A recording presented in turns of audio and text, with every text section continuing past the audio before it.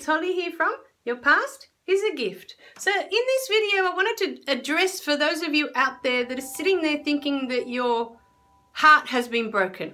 You have a broken heart. All right? So I want to go over this in this video to make it a little bit clearer to you of where you are exactly in your life, okay?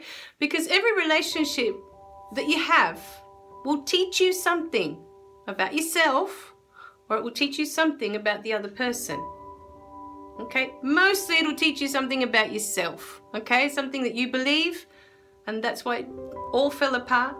You know, many of us, we go through a relationship with all these expectations, you know, what the other person should do or shouldn't do, or what they need to do to make us happy.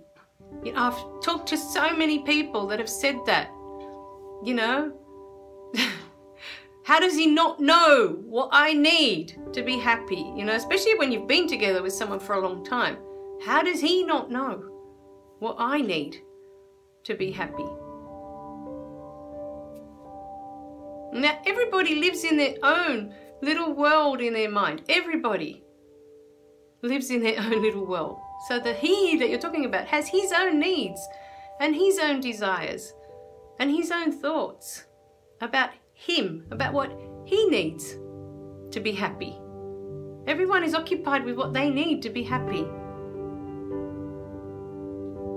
You know? And so we're all looking just for that. How can I feel good? How can I feel happy? What do I need to do? You know, and sometimes we know that making that person in our relationship happy makes us happy. Sometimes that works. But sometimes you're not in that place, that no matter what they do for you, it's never enough. It'll never be enough to make you happy. Because no matter what they do, they could always do more. You know, you're already coming from a place of not enough. You're not good enough, or you're not enough in some way. There's something already inside of you. And so no matter what they do, it'll never be enough. Think about it. I want you to really think about it. For all of you out there that are sitting there thinking that you have a broken heart, that someone's broken your heart, I want you to think about it. Did you fully accept the person as they were? You know, you went into the relationship and you knew who the person was, you knew their strengths, you knew what they weren't good at, and you just accepted. This is who the person is. He doesn't need to do anything to make me happy. I'm just happy to be with him. Because that's what a relationship is. You know, when I'm with people that I love, I just love being with them. I don't need them to do anything. You know, sometimes I just sit and watch my daughter do things, and that is enough. I don't need her to interact with me. I don't need her to give me anything. I just love watching her be her. Just be the little 6-year-old that she is.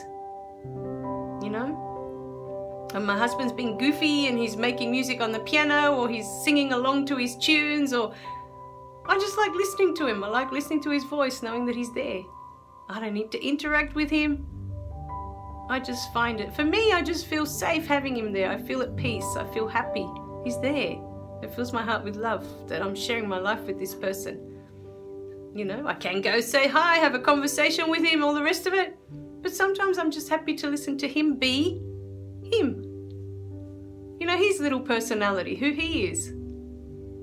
I just enjoy watching him or listening to him, and I don't have to interact with him for that.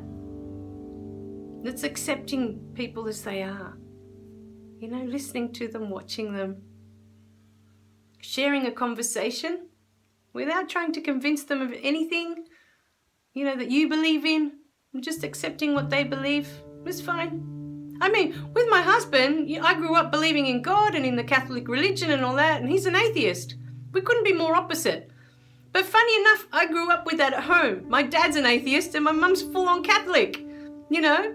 So I already grew up at home with these two very opposing views of religion, of spirituality, I guess, of God, or whatever you want to call it, you know, that we believe in, these two very opposite beliefs.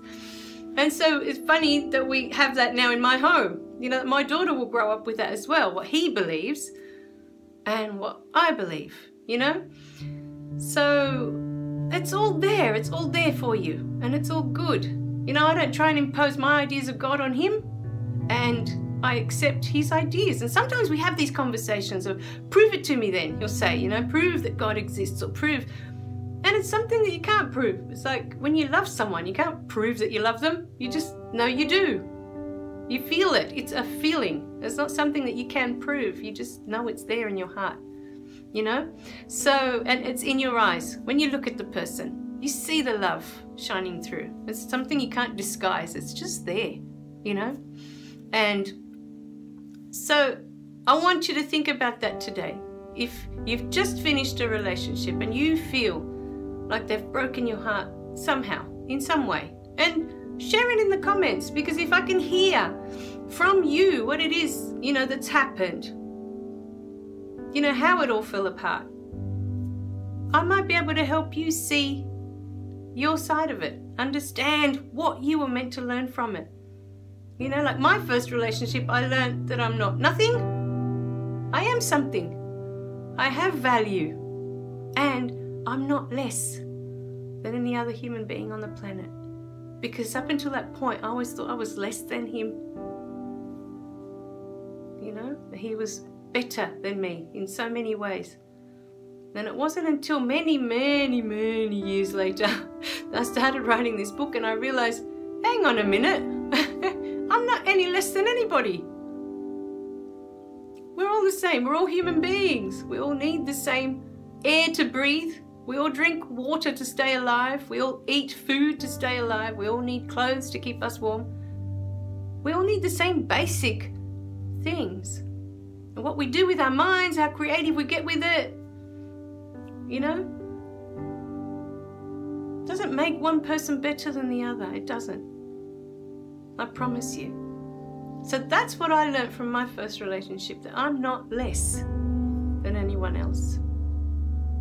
And with my second one, I learned I'm not more than anyone else either, because I decided to try the opposite then.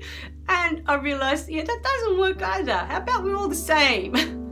You know, we all have the same basic needs. We all need to connect. We all need love. And we all need the same basic things to stay alive. We all bleed the same color blood. Just because my skin color might be darker than someone else. I mean, my husband's really pale, and my daughter and I go really brown in the winter, see? Well, you can kind of see there. It's kind of brown. My mum has really dark brown skin because my granddad apparently was Turkish, and he had really dark olive skin. So, you know, if I cut myself, my blood's still red. My husband cuts himself, he's so pale, his blood's still red. It's not a different color, you know? So, lots to think about with this video, you know? What could you learn about yourself from that relationship? Okay, because you loved them, yes, you loved them, and it didn't work out. But what is it about you? What is it about you? Who were you in that relationship? Were you less than? Were they better than you? Think about it. Were you better than them in the relationship? Do you earn more so you were better than them because they earn less than you, earn less money? Think. Because that's the first step to finding that relationship that will be meaningful to you. That relationship where you don't have expectations, you're just accepting each other as you are. You can be free to be you.